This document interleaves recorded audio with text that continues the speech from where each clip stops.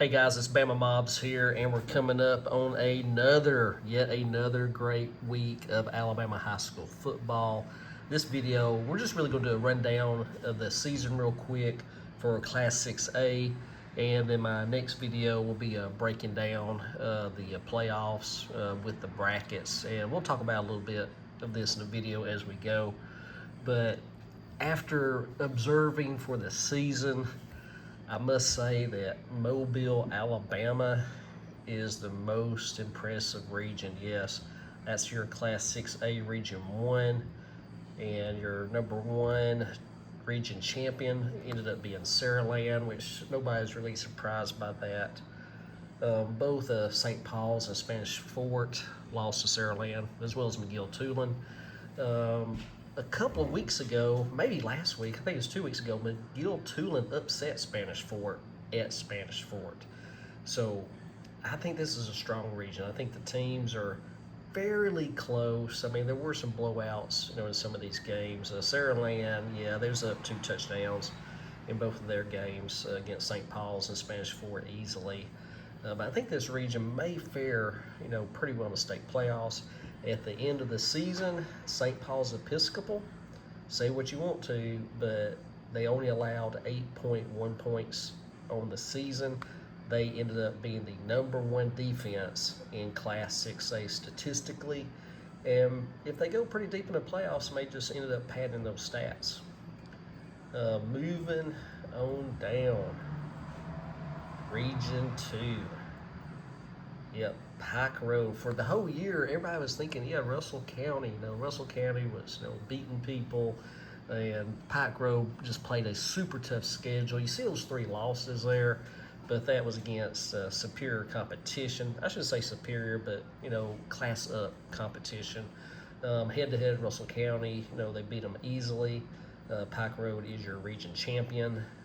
And moving on down, Region 3. This may end up being the biggest first week game in the state playoffs. Spain Park, region champion of Region 3, is going to be hosting, let's go back up here, yeah, MTC, McGill-Toolen, is going to be traveling from Mobile to Birmingham, Alabama, specifically the Hoover area. And Spain Park is in the Hoover City School System, and they ended up 9-0, undefeated season, beat everybody, and I think that's the first undefeated season ever for Spain Park. But you got a battle-tested McGill-Toolen team coming to town, and I think it's going to be one of these things where it's going to be a number 4 playing a number 1, and you're going to have to watch out for the upset on this one. If you're in the area, you may want to go to that game, because I think that may be one of the most competitive of the entire night. Moving on down, Region 4, that West Birmingham, Tuscaloosa area, Hueytown ended up being region champs. McAdory mauled Bessemer City a couple of weeks ago, so I think Bessemer City will be out of playoffs pretty quick. Hueytown's solid, McAdory solid, probably falls off a little bit after that. And moving on down, who are these guys? Yes, the Herd, the Parker Thunder and Herd in Birmingham, Alabama, and they are the they're the number 2 offense statistically in the state of Alabama. They're loaded. I mean, they can light it up, but I wonder who got number 1. Man, they just lost that stat here at the end of the season. They played Homewood head-to-head at Homewood 2 or 3 weeks ago and beat them handily, 2 touchdowns. So Parker head and above the rest of those guys there. Minor Gardendale, they're going to get bounced early. Homewood in first round of playoffs, they're hosting Athens, Alabama. And Athens, they played the big boys, man. Yeah, you're talking about those Northwest Alabama corn-fed, smash mouth big boys up there. And so Athens coming to town. But I went back and forth on this, guys. I mean, leave your comments below, but I don't know. I think Homewood, there's something there telling me they may pull it off. And Athens, they just haven't shown up in the big games. So I have to see how that shakes out. Moving on down, yeah, the Beast, Oxford, Alabama, undefeated season. And they played Clay Chalkville, again, right towards the end of the season. Beat them 2 touchdowns handily. And Clay Chalkville, at that point, had the #1 defense in the state of Alabama, but looks like they dropped down to #2. Now remember, going back up here, yeah, that Mobile region, yeah, St. Paul's Episcopal, they are the #1 defense in the state of Alabama. Clay Chalkville ended up being the #2 defense in the state statistically. So, yeah, I look at Oxford, they're going to smoke whoever they play. Clay Chalkville's going to smoke their opponent.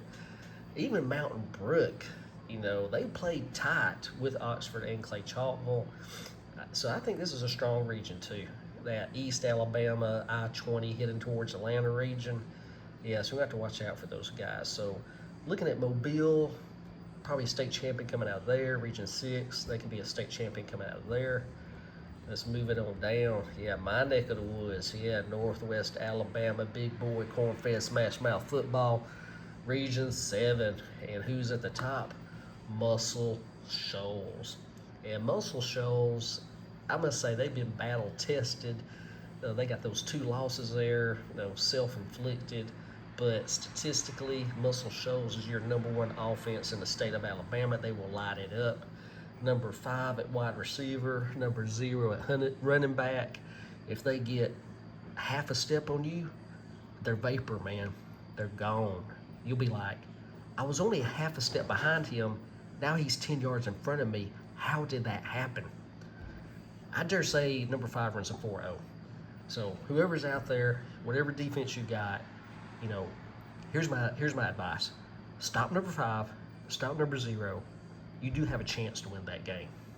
Now, those 2 losses for Muscle Shoals. The first one, they were talking about early in the season, the first game of the season, back when it's all sweaty and you go to the ball game, you're not even thinking about no hot cocoa. You're thinking about just give me some ice. They played Gadsden City, and Gadsden City, beat them, towards the end of the game. It was very close.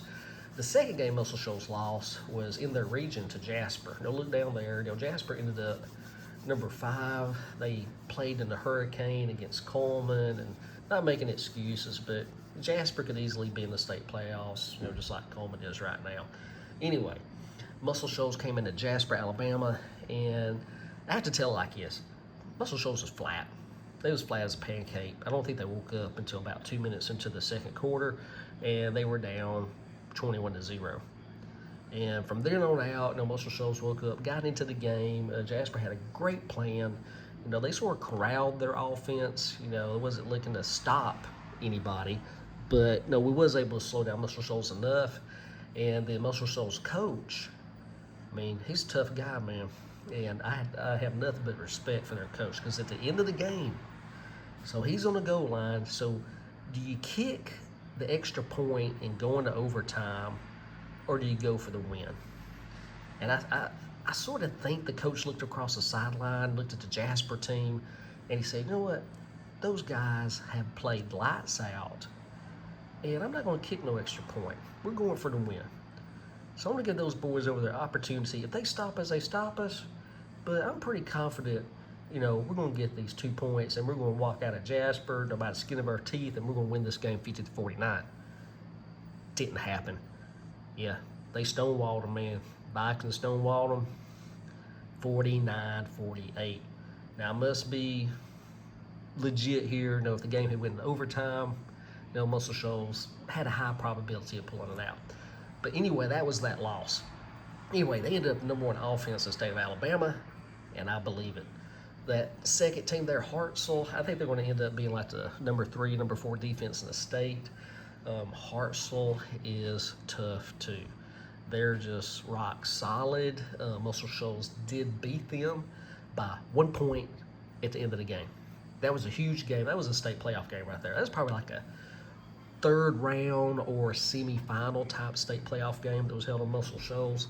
And Hartselle and Muscle Shoals was just punching each other in the face, back and forth, tough game, but hey, somebody's got to win, and Muscle Shoals is going to be your team to watch out for in the North. And let's don't forget, who's this other region? There's another region in Class 6A? I didn't know this existed. Did y'all? Oh, this is at Northeast Alabama. No, this is at I-2059, like you're heading towards Chattanooga. And I will say this, watch out for Fort Payne. And I know they got a couple losses there, but Fort Payne ended up beating Gadsden City. Yes. So I think Fort Payne, may have a couple of speed demons out there that have not been advertised, and no one really thinks about them. There hasn't really been a juggernaut in the state playoffs that's came out of this region. But Fort Payne, you've got to watch out for them. You got Southside Gadsden. They're just scrappy. I compare Southside Gadsden to Jasper. You just never know what team's going to show up. And if you're not coming to play your A game, you may get jacked up. So watch out for Southside Gadsden. Anyway, those are my thoughts at the end of the season. It was a great football season. To all the seniors that's not in the playoffs, hey, you gave it all you got this year. Hey, you just move on with life. And, there's opportunities for football, at wherever you're going to. There's multiple levels of football.